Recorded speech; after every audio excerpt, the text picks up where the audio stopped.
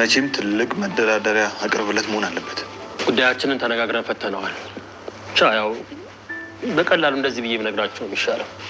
ነገሩን የመጀመሪያ ተናግሬ ነበር። በእኔና በካሌብ ጉዳይ ማንም ሰው እንዳይገባ ብዬ ተናግሬ ነበር። እኔ ጨርሰዋለሁ ብዬ ነበር። አልገባኝም። በምን ተስማምታችሁ ነው?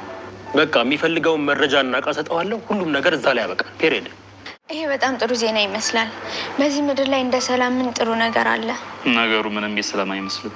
ሰላም ለዚህ ቤት ይሆን? አሁን ሳመናችሁ ካሌብ ጋር ሰላም እንደፈጠርና አመናችሁ? በደንብ እርግጠኛ ነበርኩ። ግን አንቺ ተሻሽለሽ ሰው የምትሆኙ መቼ ነው? ይልቅ ሌላ ነገር ሳይመጣብህ ብትፈታኝ ይሻልሃል። እየታገልክ ያለው አሁን እንኳን ዝና ጋር አይደለም። እሺ መቼም ይሄንን ድምጽ የረሳኸው አይመስለኝም። ዘሩባቤል ወይ ደግሞ መድብል። እንዴት ነህ ካሌብ? ከብዙ ጊዜ በኋላ ድምፅን ስለሰማሁት ደስ ብሎኛል። ማለት ነኝ እባክህ ነኝ ካሌብ፣ ካልሆነ ይገለኛል። እና ይግደልሻ ታዲያ። እኔ ምን አገባኝ? ካሌብ ማለት እኮ ነኝ ማለት። ማንም ሁኔ አያገባኝም አልኩሽ። ምን ነው ደነገጥሽ? አይ ምንም፣ አዲስ ነገር ሆኖብኝ ነው። ያው በእርግጥ ሚዜነቱን አንቺ ከተስማማሽ ማለት ነው። አረ በጣም ደስ ይለኛል። ሚዜ መሆን አግኝቼ ነው። አረ ብናሽ አረጋጊ። ምንድን ነው ሙሽራውን የተባልሽ መሰለሽ ነው? ዳጣ ቆይ ከሷ የተሻለ ሚዜ ጠፍቶ ነው? ድሮም ዳጣ እኔን አትወደኝም። ይቅርታ፣ እዚህ ቤት ለባንዳ የሚሆን ቦታም ጊዜም የለም። ወይዘሮ ማህሌት እንግዲህ እንደለመደችው የሰዎችን ህይወት በጠብጣለሁ፣ ደስታቸውን እቀማለሁ፣ ህይወታቸውን አበላሻለሁ፣ ሁሉንም ነገር ትርምስምስ አደርገዋለሁ ብላ አስባ እንግዲህ ከመጀመሪያው ጀምራ የተነሳችበት አላማዋ የሚገርም ሁኔታ ሁሌም ነግሬያችኋለሁ። በጣም በህይወት የሚያስደስተኝ ነገር የዚች የማህሌት ጉዳይ ሲከሽፍ፣ የማህሌት ፕሮግራም አንድ በአንድ ሲወድም በቃ እንደሱ የሚያስደስተኝ ነገር የለም ጋይሶች። ምክንያቱም የምታደርገው ነገር በቃ ምንም ነው እንትን የማይለው። ለምን መሰላችሁ? የምታደርግበት ነገር ከዜሮ ተነስታ ነው ማለት። ሰው እኮ የሆነ ተበድሎ በቃ ራስን ነጻነት ለማውጣት ከገባበት እንትን ለማውጣት በቃ ብዙ ነገሮችን ሊያደርግ ይችላል። ግን ደግሞ እሷ በዛ መልኩ አይደለም ነገሮችን የምታደርገው፣ የምታስበው፣ የምታስተውለው።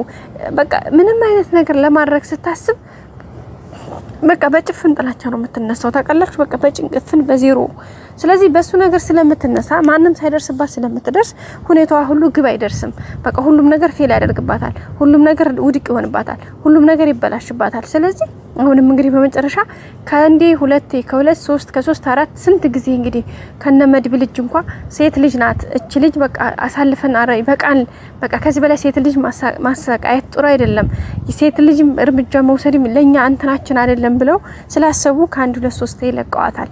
ብሩክ አንዴ በቃ በተለይ መድብል ብሩክ እንኳን በቃ ይጨርሳታለሁ እያለ መድብል ግን ነው እኛ እናት አለን፣ ሴት እህቶች አሉን።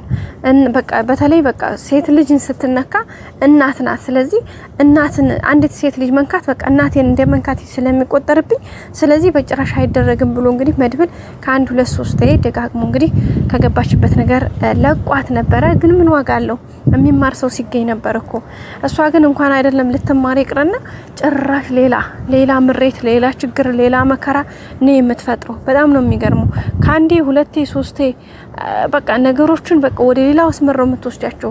አሁንም እንግዲህ ከአንድ ሁለት ሶስቴ በይቅርታ ተለቃ አሁን ደግሞ በመጨረሻ ይሄው እንዳያችሁትኝ ጎዳና ወድቃ የመጀመሪያው ጎዳና ስትወርቅ እንግዲህ ያነሳቻት ኤዱ ነበረች። ኤዱ አንስታት ከዛ በኋላ ወደ ስራ አስገባቻት። ከዛም ያንን ሰውዬ አቶ ሀብታሙን ብላክሜል ሰራች። ከዛም ብሯን ተቀበለች።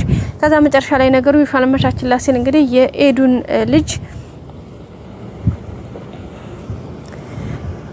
ልጅ ነው እንግዲህ መጀመሪያ እንደ ማገት ተተጠቀመች በኋላ ነገሮችን በራሷ መንገድ ለመውሰድ ስታመቻች የነበረው። ከዛ በኋላ እንግዲህ ነገሮችን በምትችለው ነገር ለማድረግ ስትሞክር ነበረ። ከዛ ሞክራ ያው አልሳካላት ስላለ ነው እንጂ ከዛም እንግዲህ እሷን ልጅቷን ተጠቅማ ብዙ ብሮችን ተቀበለችባት ማለት ነው ቤተሰቦቻችን። ያንን ብር ከተቀበለች በኋላ ደግሞ ሌላኛ ገንዘብ ለማግኘት ልጅቷ ታማብኝ ነው፣ የልብ ህመምተኛ ናት፣ 3 ሚሊዮን ብር ተጠየቅኩኝ፣ ምን ላድርግ በማለት እንግዲህ ሮሮና ጩኸት በማሰማት ሌላ ነገር ደግሞ ለመቅለም ሌላ ነገር ለመፈለግ ሌላ ነገሮችን ለማመቻቸት የምትችለውን ነገር ስታደርግ ነበረ። ግን አጋጣሚ ሆኖ አልተሳካላትም። በዛም በኤደን ክላሽ ከተመታች ማለት ነው። ኤደን ናት ይሄን ነገር የሚያጋለጠችባት።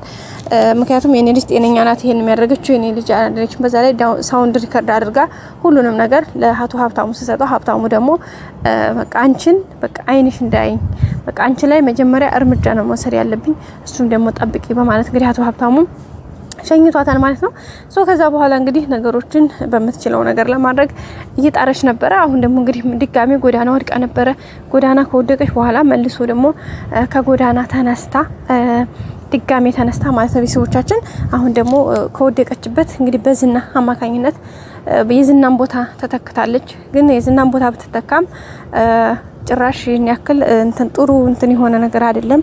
ምክንያቱም የባሰ ሌላ ችግር ውስጥ እየገባች ነው እንጂ ማለት ነው። እንግዲህ እሱን አድርጋለሁኝ የነ ቅድስቴንና ብሩክን ትዳር አፈርሳለሁኝ፣ ልጃቸውን ደስታቸውን ቀማለሁኝ፣ መድብልን በቁጥጥር ስር አስገባዋለሁኝ፣ ጫወትበታለሁኝ፣ ሁሉም ነገር በእጄ ቁጥጥር ናቸው።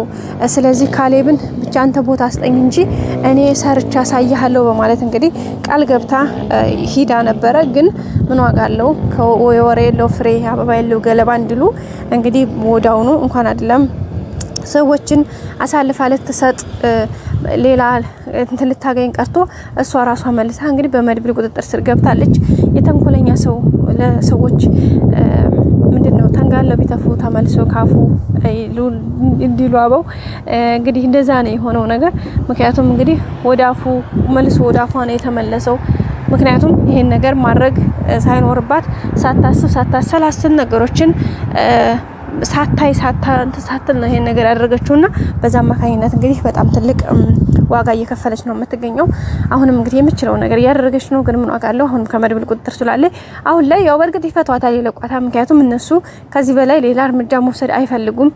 እንዲገሏትም ያው ብዙ እንድትሰቃይ አይፈልጉም። ምናልባት የተወሰነ በራብ ሊቀጧት ይችላሉ፣ አስረው ሊያቆዩት ይችላሉ ይሆናል እንጂ ሌላ ነገር እርምጃ አይወስዱባትም። ግን ምንም ቢሆን በተለይ ደግሞ ያሁን ደስታቸው እንግዲህ ውዱ ባለቤቷን በራሷ እንዝላልነት ያጣችውን ባሏን ብሩክን ሁኔታዎችን እንግዲህ በዚህ መለክ ለራሷ አሳልፋ ዛሬ እንግዲህ ከቅድስት ጋር ለሞሸር ፏፏ እያሉ ነው። ስለዚህ እንግዲህ ከቅድስት ጋር ለመሞሸር ደግሞ የቀራቸው ትንሽ እለታቶች ናቸው።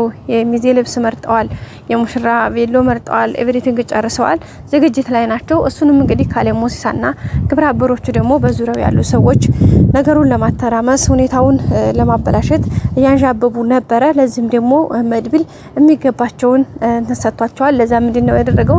መድብል ካሌብ ሞሲሳን አብሮት እንደሚሰራ ለወደፊት ቀኝ እጁ መሆን እንደሚፈልግ ድሮ ቦታ መተካት እንደሚፈልግና በቃ ታማኝ አገልጋዩ እንደሚሆንለት ቃል ገብቶለታል። እንግዲህ ካሌብም እውነት መስሎት እንግዲህ በዛ መልኩ በርግጥ ካሌብ ለማሰራት ሳይሆን እሱም የራሱን እርምጃ ለመውሰድ ነው እየፈለገው ያለው።